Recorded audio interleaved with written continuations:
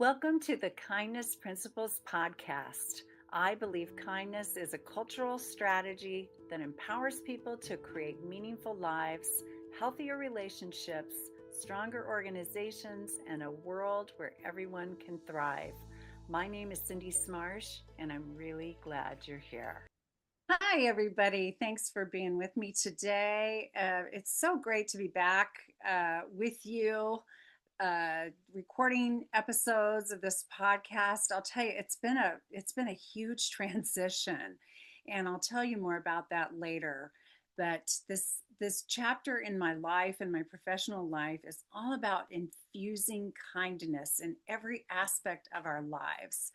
And today I want to talk about when kindness seems unkind. Okay. But first, I just want to, because I haven't recorded an episode in many months, I want to invite you to go back to the first stretch of episodes in the Kindness Principles podcast. Many of you knew me as the Midlife Makeover Coach, where I did over 200 episodes, sharing all kinds of things, teaching all kinds of things to support you in midlife. And then about a year ago, I transitioned into this work with kindness based on honestly a spiritual inspiration that came to me.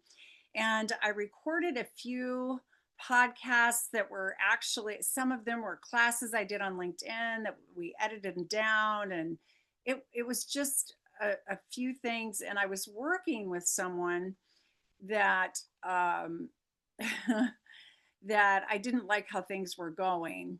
And so I stopped, and that was about 6 months ago or so, with the intention of getting back to it when I kind of cleaned things up, took a breath, reassessed, and at last I'm getting there. So here I am today to begin a new series of episodes on the Kindness Principles podcast. So if you're interested, the first several episodes are available, and we talk about everything from being really intentional about bringing kindness to all areas of our lives, taking personal responsibility for being kind and for bringing kindness into our spaces instead of just waiting on others to be kind first, but also the importance of self-kindness and self-compassion and how the ripple effect of that is actually kindness to others. Because when you're good to yourself, you're naturally, others are going to benefit from that. So there's an episode about that. And then there's several episodes about workplace well-being based on kindness, a people first culture based on kindness, first person leadership. So how bringing kindness in your leadership energy is really powerful in business. And then I, of course, had Captain Kindman, who is a real life superhero on a mission to bring more kindness around the world. And he was a great guest, and it's a wonderful interview. So those are some of the things you'll find if you look back on previous episodes. So please do that and share this good news. We need great news, positive energy everywhere. So today I want to focus on when kindness seems unkind. Okay? When kindness seems unkind. So these are really, I'm going to tell two stories today, a personal story in my own life and a professional story from my own life as well, where kindness seemed unkind. And I'll explain that as I go along, and I think you'll understand. So sometimes in life, we have to make difficult decisions. And these are two stories of letting go that might seem unkind, but in the end were truly kind decisions for all. So about 13 months ago, my husband and I, we have a blended family. We got married in the middle of our lives. And so I have biological children. He has biological children. We share this blended family. And one of the kids and their spouse ran into a time in their life where they were jobless, and they were, sucking their money dry, as they were looking for jobs, and they were just in a transition, right? And they approached us about living with us for a short time. And so we have the space, and we absolutely were happy to do that and invited them to live with us. So they got all moved in about 13 months ago, and we all thought it would be, a short term process, maybe a few months, because they continue to look for jobs, and they're both highly educated, highly intelligent, just absolute masters in their fields. And so we just thought, this is going to be a no-brainer, and this will be just a really special time for us all to be together and have more time together than normal, because usually we live thousands of miles apart and that kind of thing. And so we moved them in, and got all settled in and kind of got into our flow living together. And we had some challenges because our lifestyles are also very different. So they tend to be, well, I'll just say my husband and I are very orderly people. Like, we're borderline OCD, right? We want everything in its place and a place for everything. We're those kind of people. And we're also a morning people. Like, we get up and get going early in the morning, and we've done 100 things before noon, right? We're kind of that, we're wired that way. And then about 8, 9 o'clock at night, we start to fade. Like, we're ready to start, winding it down. And by 10 o'clock, all bets are off. And 10:30 for sure, we're out most days and nights, right? So that's kind of how we roll. Whereas our kids that were living with us, they're night owls. Like, they come alive in the evenings, just absolutely come alive in the evenings. They're much more focused and energetic in the evenings. So, like, right when we're winding down, they're winding up. And then in the mornings, when we're like going 100 miles an hour, they can't even hardly open their eyes because they need to sleep in. They need their coffee, to get and slowly get moving. So our lifestyle, and then we like order, order, order. And their idea of, keeping house, their definition of clean was different than ours, not as precise, not as strict, I would say. And they're just not as orderly people. They're a little more, I would say, chaotic in how they live. It's chaotic to me. Now, that may not be fair, but I'm trying to paint a picture here for you, so you understand the difference in our lifestyles. um, and uh, and so those were the ways that we sort of bumped into some issues, right? And then we have one kitchen, luckily two refrigerators, but one kitchen. And then we kind of ate at different times, so that worked out pretty well. But sometimes we kind of bump into each other, with our eating schedules and bringing home grocery schedules and things like that, that just kind of got tricky at times. But nonetheless, overall, we did okay living together, and we had some special events together throughout the time and made some really great memories and everything. But we were really attempting to give them a hand up in a trying time. I mean, that's what people do who love each other, right? All kinds of people, friends, family, people do this for each other. It's kind, right? You say, hey, of course, come on in, live with us, take a breath, figure things out. It'll be okay. Well, as time has clicked along, it got long. It got long, and they weren't getting jobs, and it just didn't feel like they were making progress toward their goals. And it was starting to get under our skin a little bit. And my husband and I just missed, life, just ourselves. I mean, we love our kids, obviously, deeply, deeply, all of them, just so much.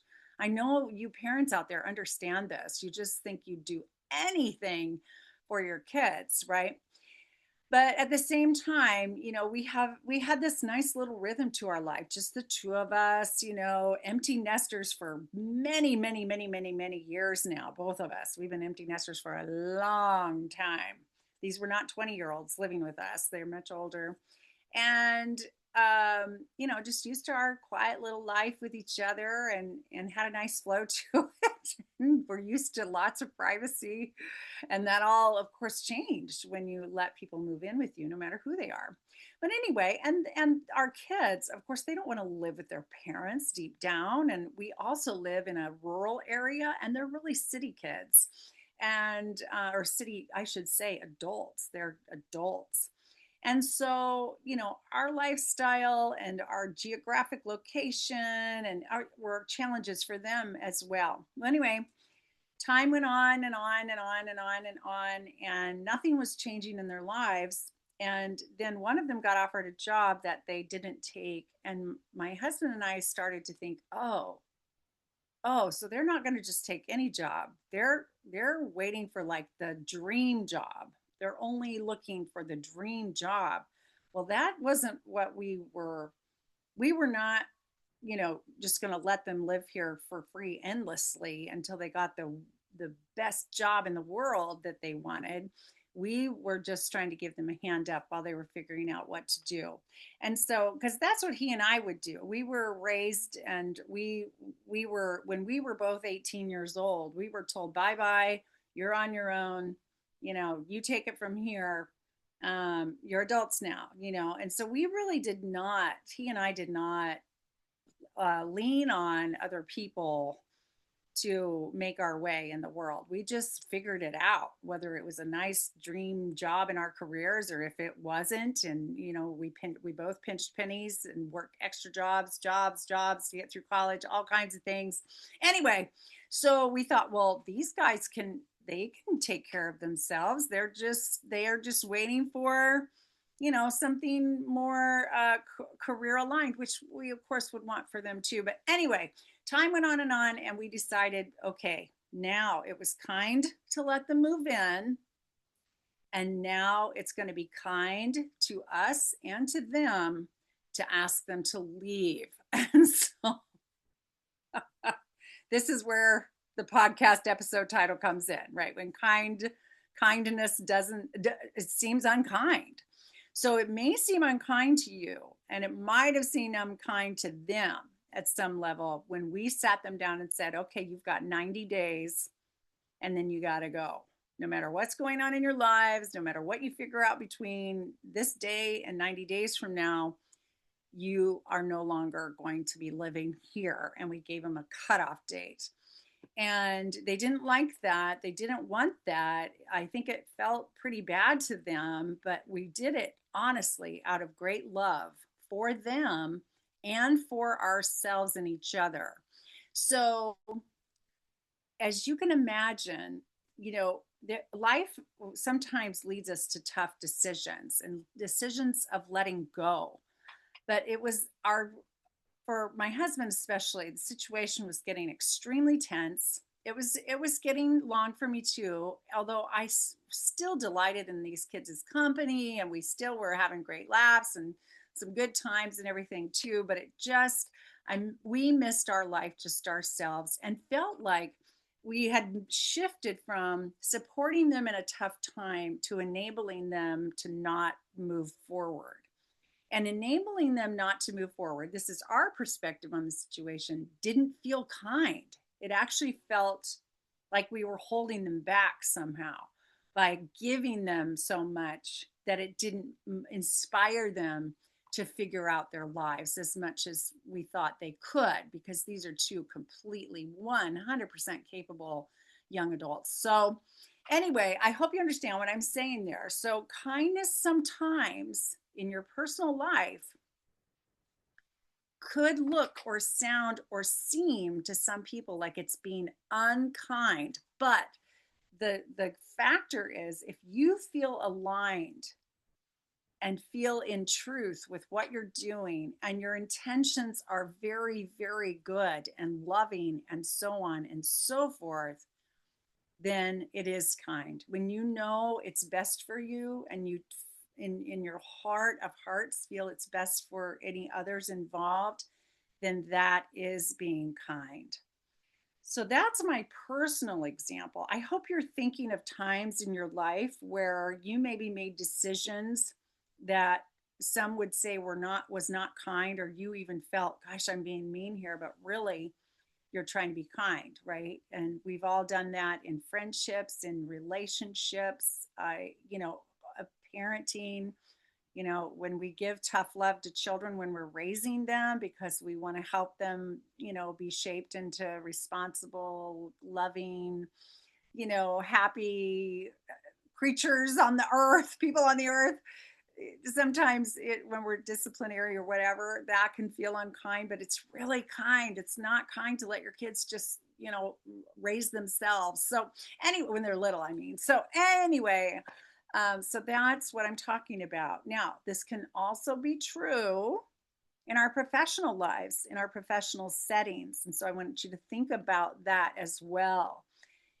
Are there situations in your lives, personally or professionally, where you're feeling this nudge that you need to have a tough conversation, or you need to let someone go, or you need to change something that not everyone will think is a great decision or might not be popular, but overall, in the best of your understanding, it's going to be a very positive change to make. This can happen regularly in our lives and in our work. So it happened in my work in this last year as well. I had hired this business coach, this woman that I really, really enjoy and respect her highly. And it's because of that I hired her. And she had this coaching program to build your business, and had a whole list. There was a whole contract and agreements in the contract of things she would be bringing to the coaching relationships, and what my responsibilities would be in the coaching relationships, and all this very detailed plan.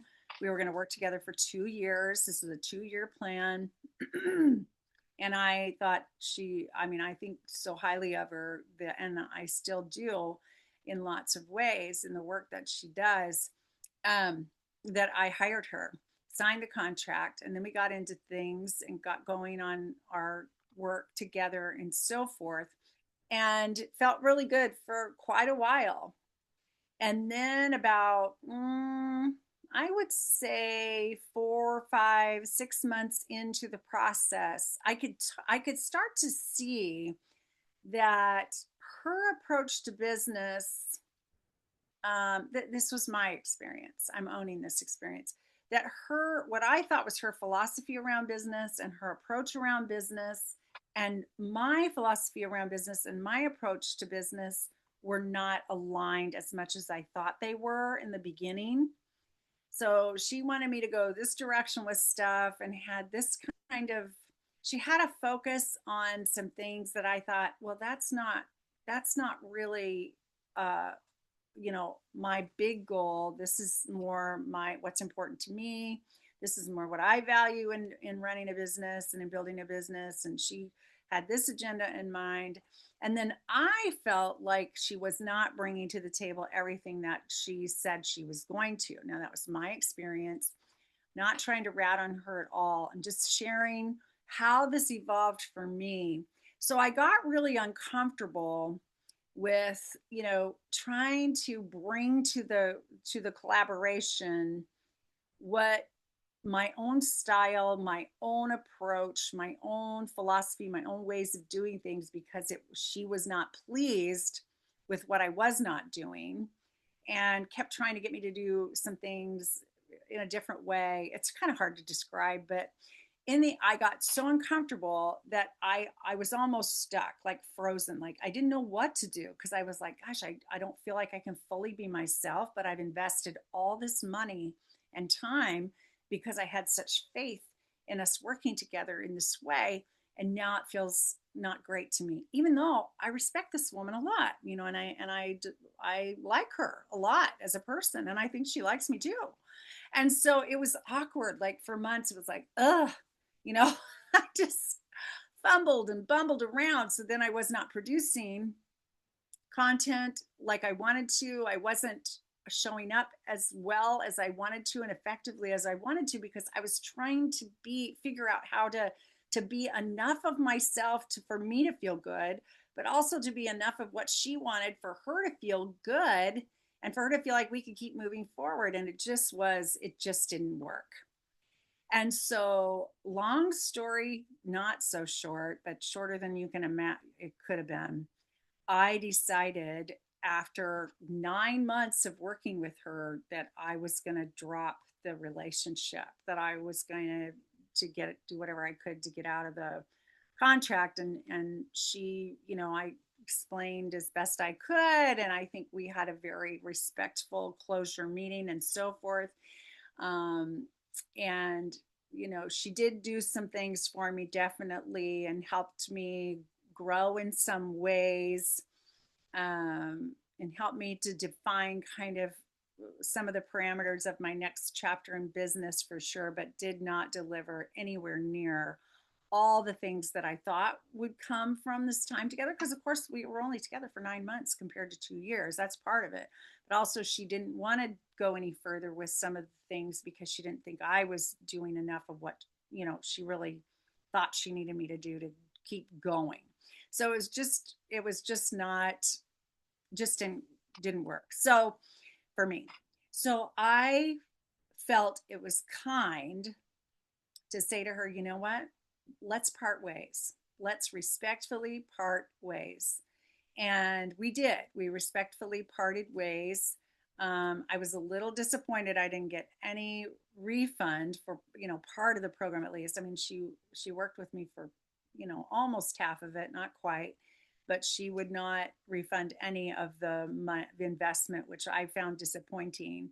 But I also thought, I'm not going to just keep beating this dead horse of a collaboration that's not working for me just because I invested this money. I've considered this a very important business investment and a very important lesson that I've learned. It's been an expensive lesson, but a lesson nonetheless. And I've been happier ever since. But I've had to kind of circle back around, get my bearings, and get on with it.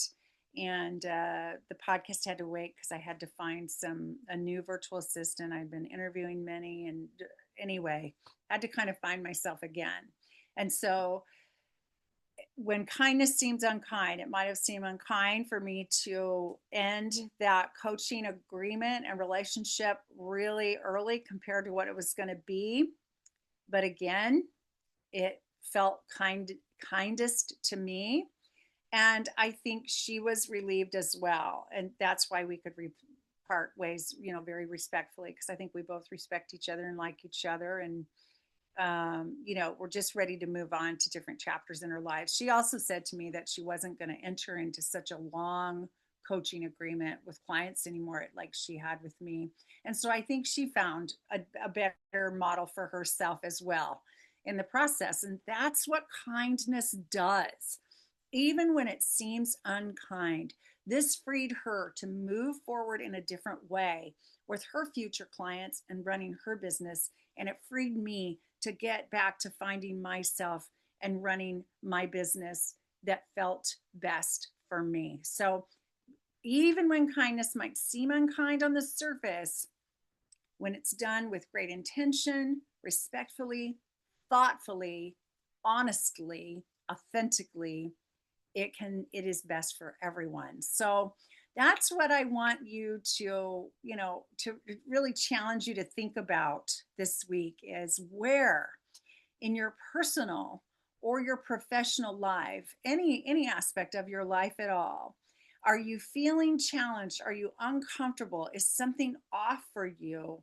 And if you were kind to yourself or kind to another, would it change the trajectory of those situations in a way? Is it possible that even if it seems unkind on the outside or in some of your thinking, could an honest, kind approach actually help you turn the corner and help others, which will inevitably help everyone turn a corner in a better direction? So that's what I've got for you today. And I will talk to you again soon. I promise. Bye-bye. Thank you so much for being here. Please like and subscribe to our show and share this episode with anyone who can benefit. If you'd like to learn more about how the kindness principles can change your life, please DM me on LinkedIn.